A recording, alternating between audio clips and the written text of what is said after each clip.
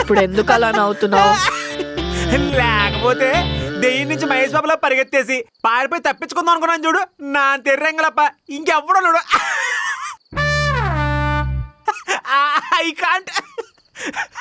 దెయ్యం అంటే only night షిఫ్ట్లు అనుకున్నాను.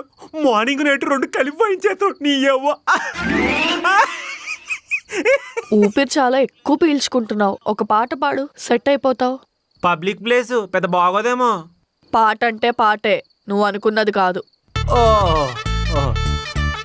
ఓకే. నిన్ను వీడని నీడను నేనే, కలగా మెదిలే కద నేనే, నిన్ను వీడని నీడను నేనే. ఈ పాటే దొరికిందా? అంటే ఇది మీ జాతీయ పాట కదా, ఇంప్రెస్ అవుతావేమో అని.